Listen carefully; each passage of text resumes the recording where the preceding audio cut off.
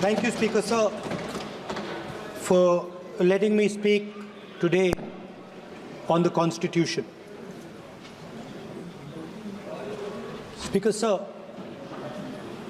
in my last few speeches, I spoke about the concept of Abhay Mudra, the concept of fearlessness, truth, and non-violence. And I showed the House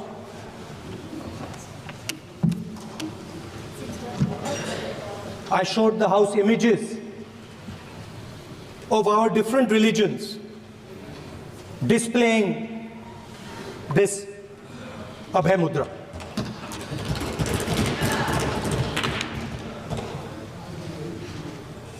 People call the Constitution the longest written Constitution in the world. But the Constitution contains a set of ideas from one philosophy of our nation, one central philosophical set of ideas of our nation. When we look at the Constitution and we open the Constitution, we can hear the voice and the ideas of Ambedkar, of Mahatma Gandhi, of Jawaharlal Nehru. But where did those ideas come from? Those ideas came from an old, profound tradition in this country. Those ideas came from Shiva, from Guru Nanak, from Basavana, from Buddha, from Mahavir, from Kabir, from a list of people. So when we speak of the Constitution and we show the Constitution, of course it is a document of modern India, but it could never have been written without ancient India and her ideas. So when we look at this Constitution, we remember this list of people, all different variations on the same idea. And in front of us stand the people who follow a very different philosophical tradition. And I want to start my speech by quoting what the supreme leader, not of the BJP, but of the modern interpretation of the ideas of the RSS has to say about the Constitution of India and about how he thinks India should be run. The worst thing about the Constitution, the worst thing about the Constitution of India is that there is nothing Indian about it. Manusmriti is that scripture which is most worshipable after Vedas for our Hindu nation, and from which our ancient times have become the basis of our culture, customs, thought, and practice. This book, for centuries, has codified the spiritual and divine march of our nation. Today, Manusmriti is law. These are the words of Savarkar. Mr. Savarkar has clearly stated in his writings that there is nothing Indian about our Constitution. He has clearly stated that the book India is run by should be superseded by this book. And this is what the fight is about. Now, it's nice that all of you are so-called defending the Constitution. But I want to ask you, do you stand by your leader's words? Yes. Do you support your leader's words? Because When you speak in parliament about protecting the constitution, you are ridiculing Savarkar. You are abusing Savarkar. You are defaming Savarkar.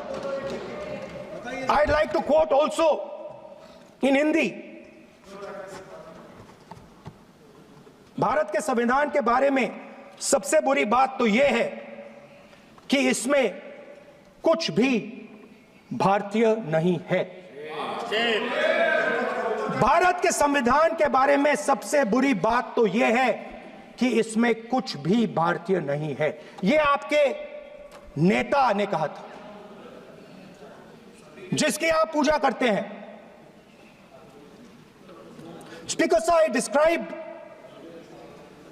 in my first speech the idea of a battle taking place. I described the Mahabharata,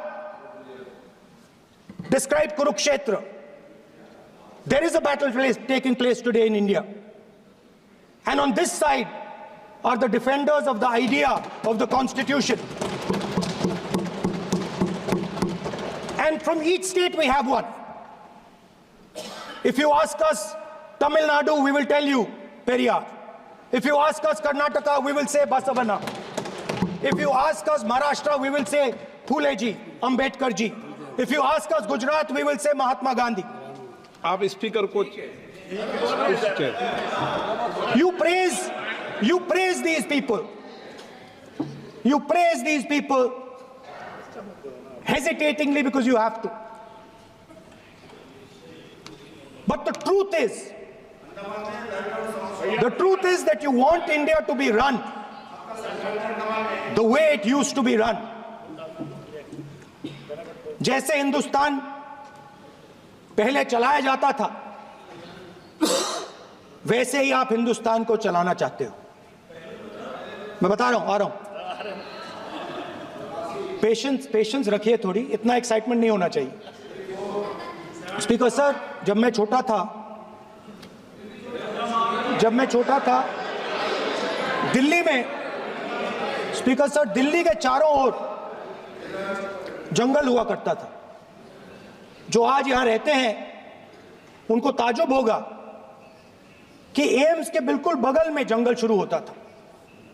जहां railway museum है वहां पे जंगल शुरू होता था। वैसे ही जंगल में, दोनों नॉर्थ और साउथ, वैसे ही जंगल में हजारों साल पहले एक युवा, 6-7 साल का युवा, हर रोज सुबह उठ के 4 बजे उठ के,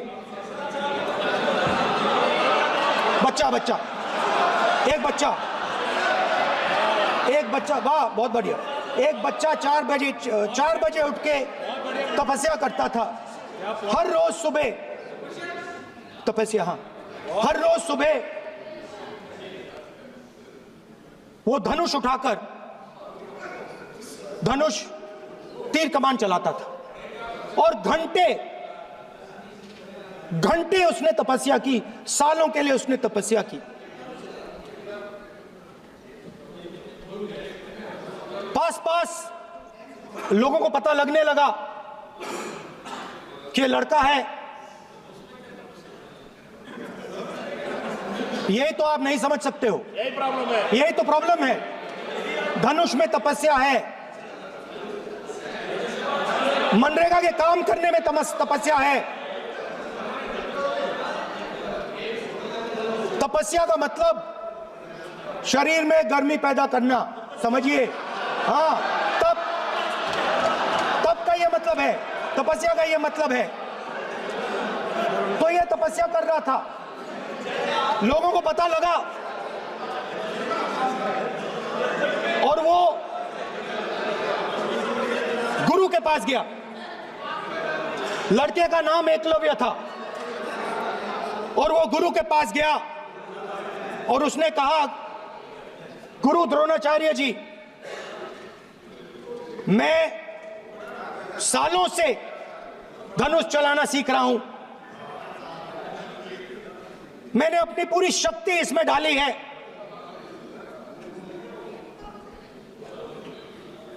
आप मेरी मदद कीजिए।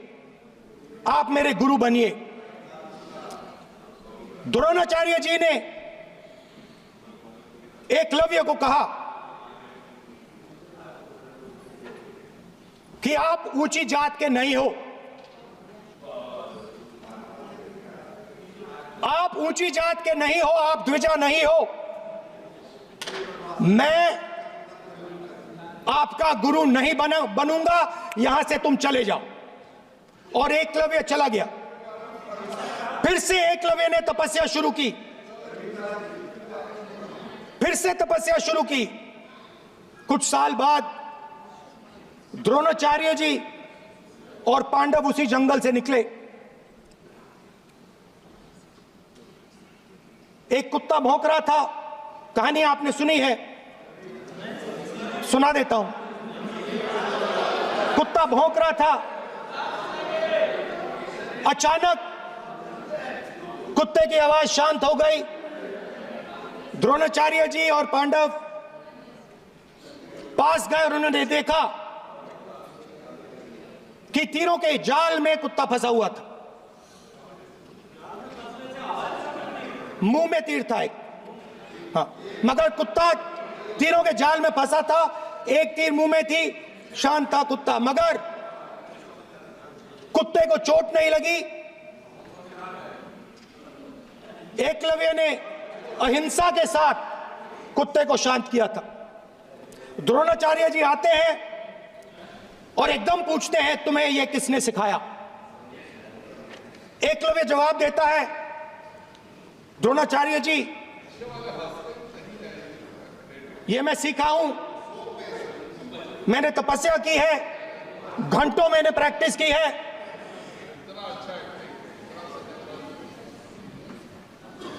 आपने मुझे गुरु बनने से मना किया था, तो मैंने एक मूर्ति, मट्टी की मूर्ति सामने रखी और मैंने प्रैक्टिस की और मैं सीखा। द्रोणाचार्य जी खुश नहीं हुए। द्रोणाचार्य जी ने एकदम कहा, तुम्हें मुझे गुरु दक्षिणा देनी है। नहीं नहीं, ये आपकी स्टोरी है, ये आपकी स्टोरी है। मेरी स्टोरी है कि द्रोणाचार्य ने पूछा।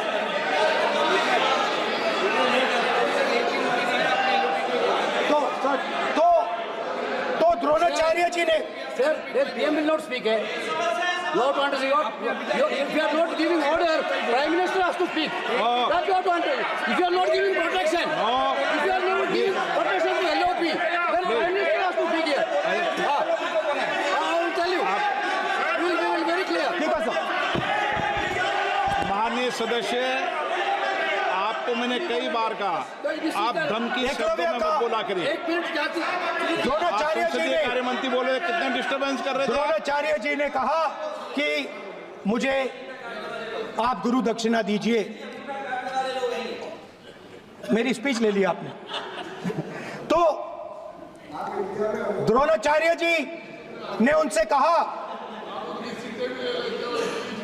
कि गुरु दक्षिणा के लिए मुझे तुम्हारा हुनर, तुम्हारा भविष्य, तुम्हारा अंगूठा चाहिए। और एकलव्य ने अंगूठा काट के द्रोणाचार्य को दे दिया।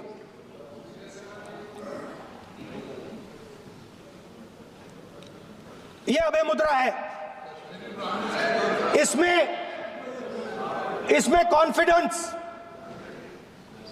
स्ट्रेंथ, निडरता कहां से आती है? हुनर से आती है, इस अंगूठे से आती है। ये लोग इसके खिलाफ हैं।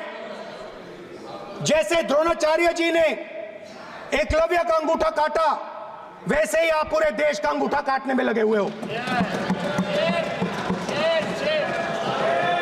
आप जैसे ही एकलव्य का, जैसे द्रोणाचार्य जी ने एकलव्य का अंगूठा काटा, वैसे ही आप हिंदुस्तान के युवाओं का, जैसे ही एकलव्य ने, ठीक है सर, जैसे एकलव्य का अंगूठा काटा गया, वैसे ही आप हिंदुस्तान के युवाओं का, सबका अंगूठा काटते हो। जब आप अदानी जी को धारावी देते हो, तो आप धारावी के जो एंटरप्रेन्योर्स हैं, जो स्मॉल एंड मीडियम बिजनेसेस हैं, उनका आप अंगूठा काटते हो। जब आप हिंदुस्तान के पोर्ट्स, एयरपोर्ट्स, डिफेंस इंडस्ट्री, ये सब जब आप अदानी को देते हो,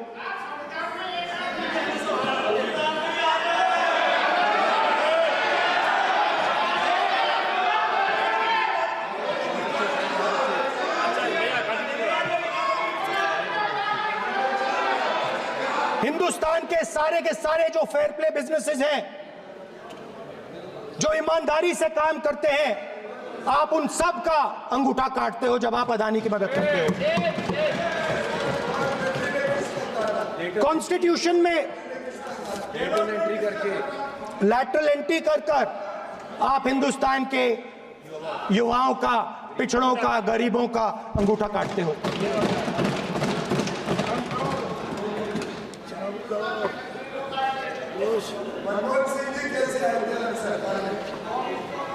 सर, स्पीकर सर, जैसे एकलव्य ने प्रैक्टिस की थी, वैसे ही हिंदुस्तान के युवा सुबह उठकर 4 बजे उठकर अलग अलग एग्जाम्स की तैयारी करते हैं।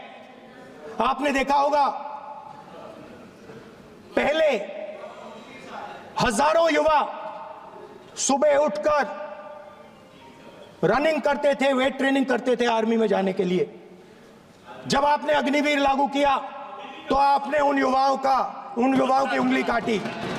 जब आप पेपर लीक कराते हो, 70 बार आपने पेपर लीक करवाया है, तब आप हिंदुस्तान के युवाओं के अंगूठा काटते हो।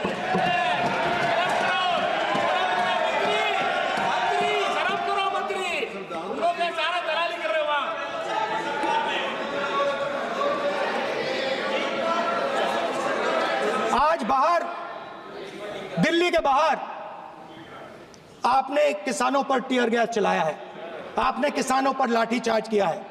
किसान आपसे एमएसपी मांगते हैं, सही दाम मांगते हैं, मगर आप अदानी को फायदा पहुंचाते हो, अंबानी को फायदा पहुंचाते हो और किसान का अंगूठा काटने का काम करते हो। देखिए, हम कहते हैं अभय मुद्रा, हम कहते हैं डरो मत, आप कहते हो हम आपका अंगूठा काट देंगे। ये फर्क है। एक तरफ कौन सर बोले, मेरे कहना है कि हम एक मिनट प्लीज बैठिए, आप बैठिए, प्लीज बैठिए, आप बैठिए।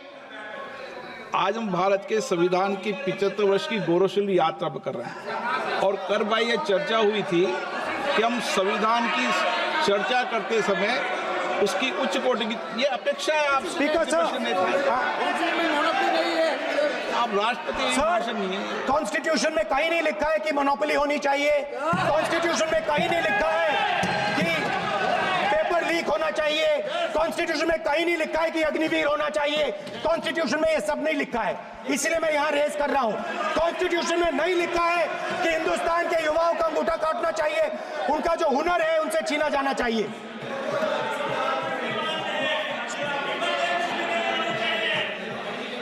बैठे कर रहे हैं सर, 5 बजे हम भी बैठे करेंगे। अब कुछ नहीं बोलना है उस टाइम पे। 5 बजे देखिएगा, 5 बजे देखिएगा क्या कर। स्पीकर सर,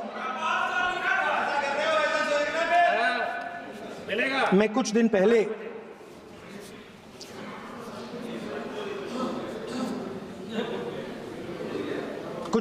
मैं हाथरस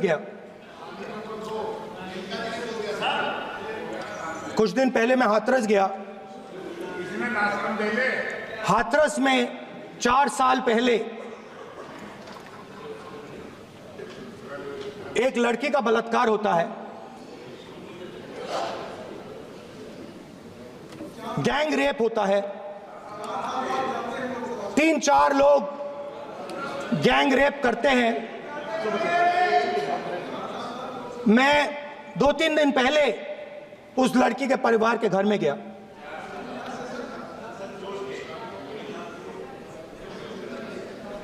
जिन्होंने गैंग रेप किया वो बाहर घूम रहे हैं और लड़की का परिवार अपने घर में बंद है। लड़की का परिवार बाहर नहीं जा सकता है। जो अपराधी हैं वो उनको रोज धमकाते हैं और वो बाहर घूमते हैं।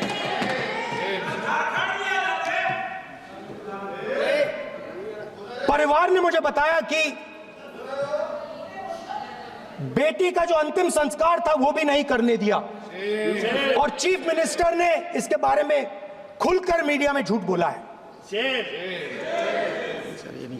ये कॉन्स्टिट्यूशन में कहां लिखा है? ये कॉन्स्टिट्यूशन में कहां लिखा है कि जो बलात्कार करते हैं वो बाहर रहे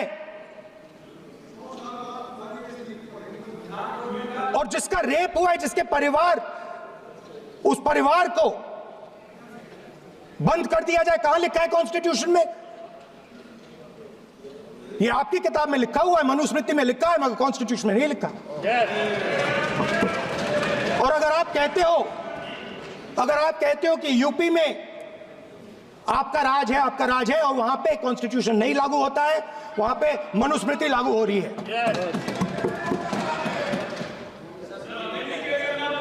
परिवार ने मुझे कहा कि यूपी की सरकार ने उन्हें वायदा किया था, कहा था कि हम आपका रिलोकेशन करेंगे, आपको कहीं और रहने की जमीन देंगे।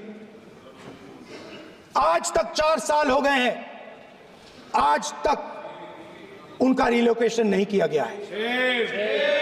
और हर रोज उन्होंने मुझे फोटो दिखाई, वो बाहर निकलते हैं और जिन्होंने बलात्कार किया वो धमकाते हैं उनको। तो मैं इस हाउस में कहना चाहता हूं कि अंबेडकर जी के संविधान वाले लोग, इंडिया गठबंधन वाले लोग, हम सब मिलकर उस परिवार का रिलोकेशन हम करेंगे अगर आप नहीं करोगे तो। और हिंदुस्तान के हर गरीब व्यक्ति को हम ये कहना चाहते हैं, आपकी रक्षा कॉन्स्टिट्यूशन करता है और ये बीजेपी के लोग कॉन्स्टिट्यूशन पर 24 घंटा आक्रमण करते रहते हैं। कॉन्स्टिट्यूशन में लिखा है prohibition of discrimination on grounds of religion, race, caste, sex और place of birth. The state shall not discriminate against any citizen on grounds only of religion, race, caste, sex, place of birth or any of them. Some days back, youngsters from Sambal came to see me. Innocent people, they had done nothing. They were just, वो बस पास में थे, 5 लोगों को गोली मार के हत्या कर दी। ये कहां लिखा है कॉन्स्टिट्यूशन में? ये कहां लिखा है कॉन्स्टिट्यूशन में? तो लिखा है prohibition of discrimination of grounds of religion. और जहां भी आप जाते हो, एक धर्म को दूसरे धर्म से लड़ाते हो, नफरत फैलाते हो। कहां लिखा है कॉन्स्टिट्यूशन में? कहां लिखा है कॉन्स्टिट्यूशन में कि एक धर्म को दूसरे धर्म से लड़ाना है?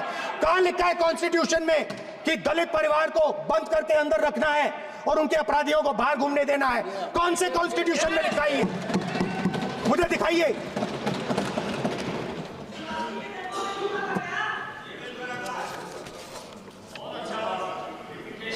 स्पीकर साहब, हमारी जो विचारधारा है, इंडिया गठबंधन की विचारधारा है, वो देश में कॉन्स्टिट्यूशन लाई है। हम सब मिलकर कॉन्स्टिट्यूशन की रक्षा करते हैं। अंबेडकर जी ने कहा था, if there is political equality but no social and economic equality, political equality will be destroyed। ये अंबेडकर जी के शब्द हैं। और आज यह बात सबके सामने है। पॉलिटिकल इक्वालिटी जो थी वो खत्म हो गई है। हिंदुस्तान के सारे इंस्टीट्यूशंस कैप्चर कर लिए गए हैं। सोशल इक्वालिटी नहीं रही, फाइनेंशियल इकोनॉमिक इक्वालिटी नहीं रही। इसीलिए हमारा अगला कदम जाति जनगणना होगा। हम देश को दिखाना चाहते हैं कि आपने किन लोगों का और कहां कहां अंगूठा काटा है। हम दलितों को, आदिवासियों को, पिछड़ों को, किसानों को, मजदूरों को दिखाना चाहते हैं कि आपने किस किस का अंगूठा काटा है। इसलिए जो मैंने वायदा किया था, इसी हाउस में यहां हम कास्ट सेंसस लागू करेंगे और उसके बाद हिंदुस्तान में एक नए तरीके का विकास होगा, एक नई तरीके की राजनीति होगी। जो मैंने पहले कहा था, जो आपको अच्छा नहीं लगता है, 50% रिजर्वेशन, उस दीवार को हम यहां तोड़ेंगे। 50% रिजर्वेशन की दीवार और जाति जनगणना हम यहां करा के दिखाएंगे। आपको जो कहना है कर लो, कह लो। स्पीकर सर, बहुत बहुत धन्यवाद।